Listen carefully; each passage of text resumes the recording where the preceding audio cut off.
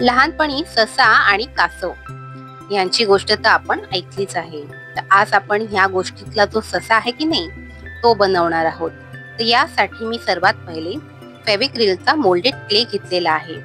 या क्लेच्या पाकिटमध्ये 2 क्ले असतात जे आपल्याला समप्रमाणात एक दुसऱ्यामध्ये छान मिक्स करून घ्यायचे आहेत. तुम्ही ह्या क्ले ऐवजी दुसरा एअर ड्राय क्ले ही वापरू शकता.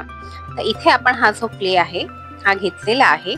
आता आपण रॅबिटची जी बॉडी असते ती बनवायला सुरुवात करूया. तर यासाठी सर्वात पहिले मी हा जो क्ले आहे याला पहिले ड्रॉप शेपचा आकार देणार आहे आणि मग हा जो ड्रॉप शेप आहे त्याला थोडासा कर्व देऊन मग आपण याला एका फ्लॅट सरफेसवर ठेवून बोटाच्या मदतीने असा थोडासा फ्लॅट करून घ्यायचा आहे. आता आपण ह्या रॅबिटचं जे डोकं आहे त्यासाठी इथे क्लेचा एक सर्क्युलर बॉल बनवून घ्यायचा आहे आणि आपण जी बॉडी बनवली आहे त्याच्या वरच्या एरियावर ते ठेवून त्याला प्रेस करून ते चिकटवून घ्यायचं आहे.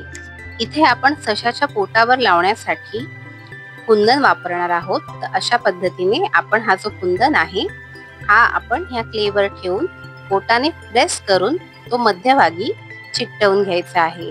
फेविक्रिलचा जो क्ले आहे की नाही तो सुकल्यावर स्ट्रॉंग होतो.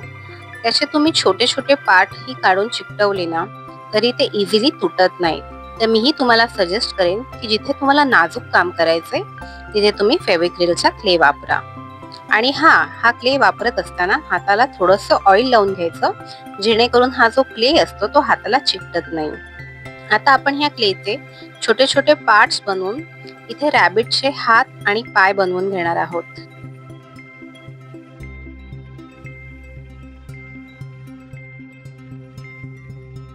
ह्या क्लेचा वापर करताना एक गोष्ट लक्षात ठेवा की ह्याचं जे काही आपण आर्टिकल बनवू ते आपण एकतर प्लास्टिकच्या शीटवर बनवायचे किंवा प्लास्टिक कंटेनरवर, जेणेकरून हा क्ले सुकल्यावर खालच्या सरफेसला चिकटून राहणार नाही.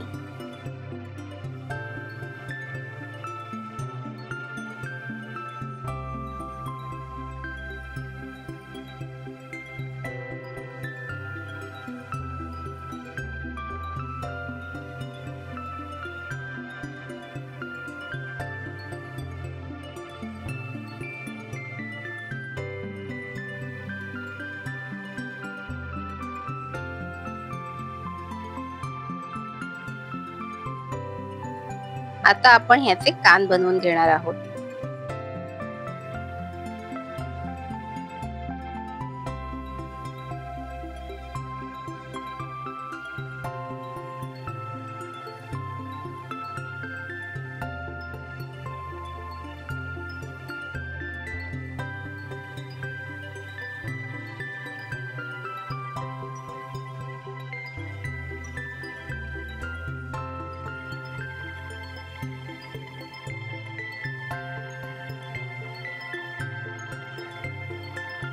इथे आपण छोटासा क्लेचा बॉल बनवून घ्यायचा आहे आणि सशाचं जे नाक आहे तिथे तो लावायचा आहे.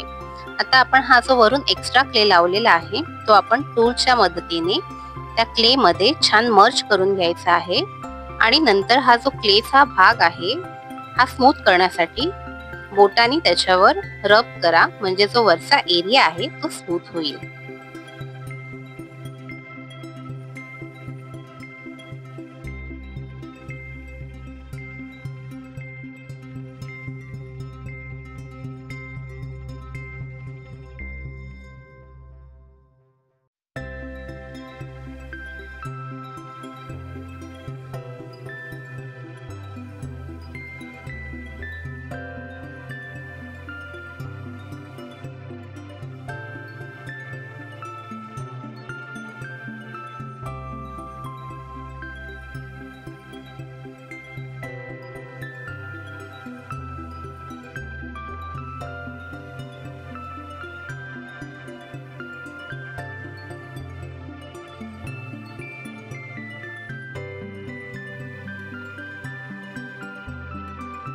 असा हा ससा तयार झालेला आहे. आता आपण इथे एक आयपिन घ्यायची आहे आणि ही जी आयपिन आहे ती आपण सशाचे जे कान आहेत तिथून आतमध्ये इन्सर्ट करायची आहे.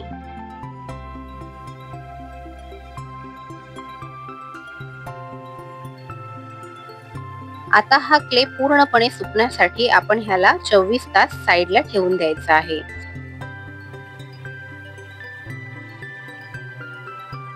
आता हा क्ले पूर्णपणे सुकलेला आहे. आता आपण ह्याला कलर करण्यासाठी इथे व्हाईट कलरचा वापर करूया. इथे मी ॲक्रेलिक कलरचा वापर करत आहे. इथे आपण सशाची जी पुढची आणि मागची अशा दोन्ही बाजू आहेत त्यांना छान कलर करून घेऊया आणि सुकवून घेऊया.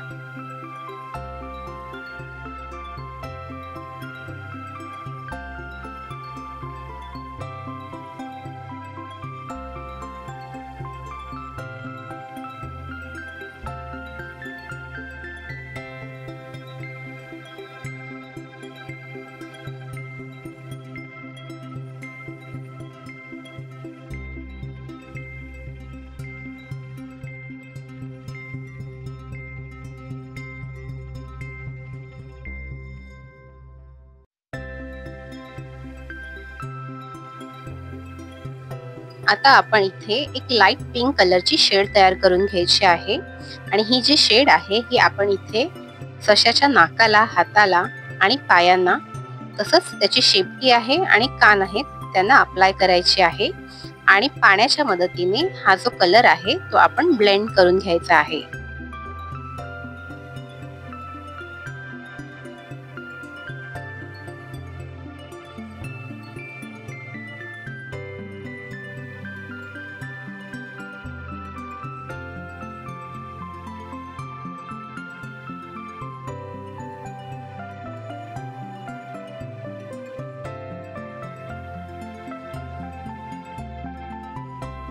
आता इथे डार्कनेस वाढवण्यासाठी आपण इथे ब्लॅकचा वापर करत आहोत.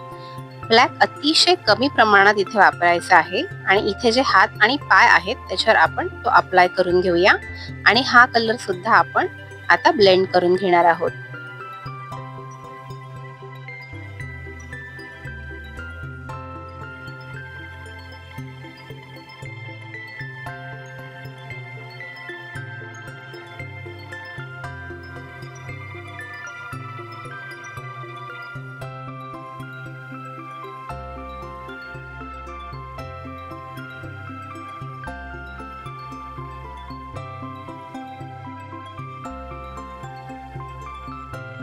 आता आपण इथे ब्लॅक कलरने सशाचे जे हात आणि पाय आहेत त्याच्या आउटलाइन्स आहेत त्या ड्रॉ करून घ्यायच्या आहेत.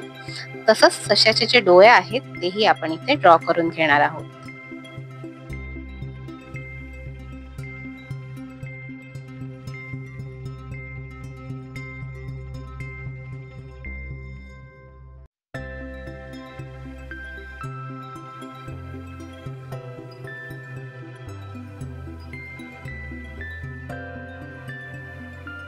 अशा पद्धतीने आपण या सशाच्या बॉडीचे जे बाकी पार्ट्स आहेत त्यालाही ब्लॅक कलरने आउटलाईन देणार आहोत आणि ब्रशच्या मदतीने हा कलर ब्लेंड करत सशाच्या बॉडीवर थोडेसे केसांचे टेक्स्चर अप्लाय करणार आहोत.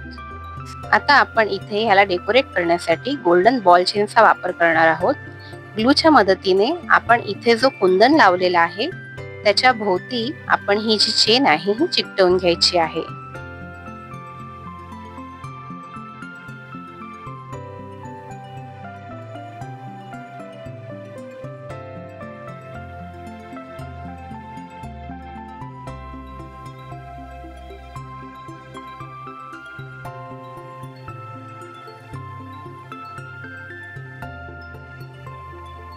अशा पद्धतीने आपलं हे सशाचं पेंडंट तयार झालेलं आहे.